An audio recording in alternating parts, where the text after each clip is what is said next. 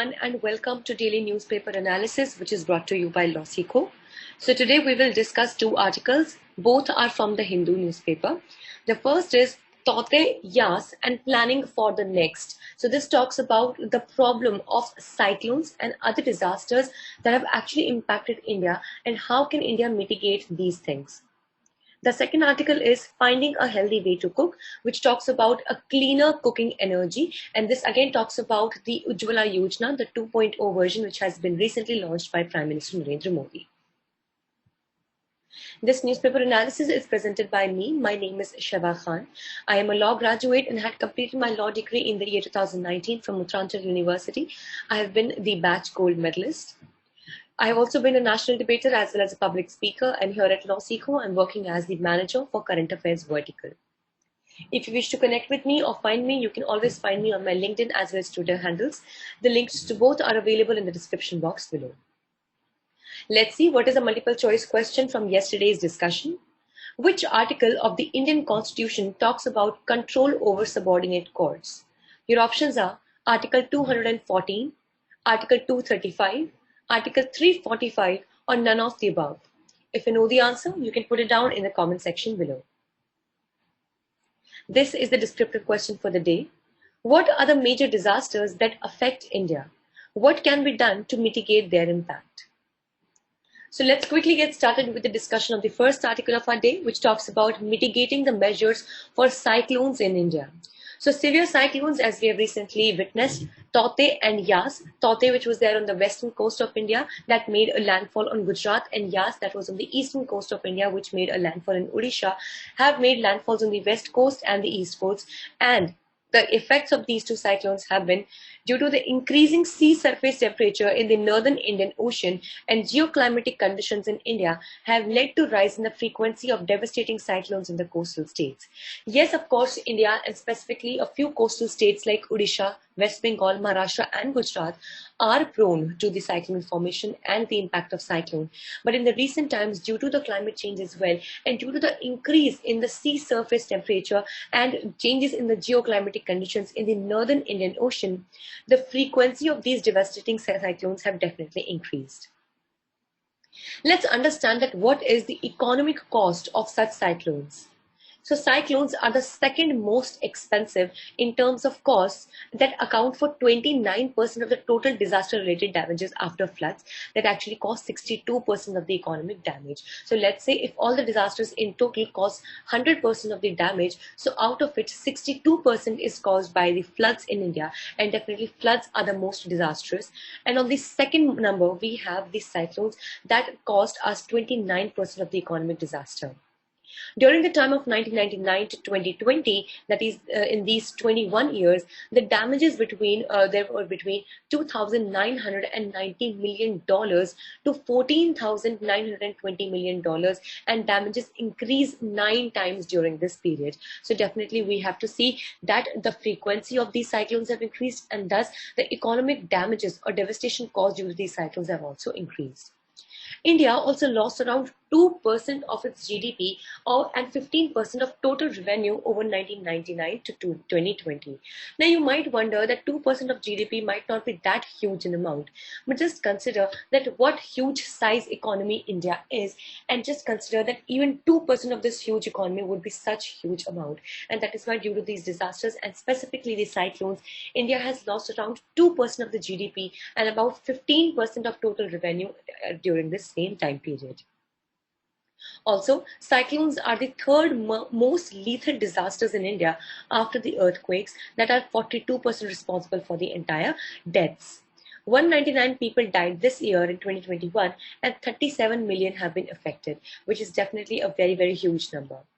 India is also the 7th worst hit country in the year 2019 due to frequent extreme weather events, according to the Global Climate Risk Index report of 2021. Now, this is a very important point for a prelims exam as well, that India is on the 7th position according to the Global Climate Risk Index report of 2021 when it comes to the frequency of extreme weather events. Also note that Global Climate Risk Index report is prepared by German Watch. So this article also presents some essential steps that can be taken in order to mitigate the impact of such disasters. Firstly, we should improve the cyclone warning system and revamp disaster preparedness measures. And for this, the India Meteorological Department is definitely doing good, but we need to be more prepared in this direction. Second, the government must widen the cover under the shelter belt plantations and help regenerate mangroves in coastal regions to lessen the impact. Now, as we know that mangroves are considered to be the friends of humans because they are very, very important in stopping down or in mitigating or bringing down the speed and the impact of cyclones in the coastal regions. When we talk about the mangroves in the Sundarbans as well, they have helped several times in bringing down the impact of the cyclones. And that is why the government must widen the cover of these mangroves and should be able to regenerate the mangroves specifically after the disaster of the cyclones that has taken place in the Sundarbans. Thirdly, we should install disaster resilient power infrastructure, provide concrete houses to poor and vulnerable, and create community awareness as well. And fourthly, healthy coordination should be there between the center and the states that should concern the essential to collectively design the disaster mitigation measures. That is why all of these things should be taken in care of if we need to mitigate the impact specifically of the cyclones on our coastal regions. Let's discuss the second article for the day, which talks about alternative clean sources of energy. So Prime Minister has recently introduced Ujjwala 2.0 scheme, under which 1 crore additional PMUY, that is the Pradhan Mantri Ujjwala Yojana connections, aim to be provided a deposit-free LPG connections to low-income families which were not covered under the earlier phase of the Pradhan Mantri Ujjwala Yojana. So let's understand about the pattern of the LPG use in India. So the government introduced the LPG in June 2013 under PEHEL scheme. So basically it was there to alleviate the public health burden which was posed by household air pollution on women, and to improve women's access to education, leisure, labor market, and also improve the environment, climate, and health. See, we need to understand the point that when we use fuel, that is the fuel which is the fuel wood which we are talking about. So mostly in the primitive or in the villages, the women are engaged in the activity of collecting these fuel wood in the first place. Secondly, when they make use of this fuel wood, the kind of smoke that comes out is definitely very, very unhealthy for these women. Also, the kind of smoke is also very unhealthy for the environment at large as well. And that is why it was thought that the LPG should be made available to these poor households as well, which would give public health as well. It would save the women from this pollution. It would improve the women's access to education, to their leisure, labor market, and also it would improve the environment, climate, as well as health. Times of 2016, the LPG scheme was launched under the Pradhan Mantri Ujjwala Yojana, and Niti Aayog laid a roadmap for universal access of LPG by 2025. 94% of all households had connected as of September 2019, and there was an increase from 56% in 2014 to 15. So the recent studies have found out that many LPG connection holders continue to use firewoods and cow dungs for main cookings because for them the refill of the LPG cylinders was very expensive, and that is why in the 2.0 Ujjwala scheme it will be made sure that that the refills are made more pocket friendly. The article also talks about some way forward. It says that the LPG is a better source of cooking energy but works well only for non-poor households. And that is why, not unless it is made pocket friendly, this scheme would not be a successful one. Also, others need affordable alternatives to choose from, like solar energy and collar cookers, smokeless chulhas, biogas plants, and electric cookers where electricity is cheap.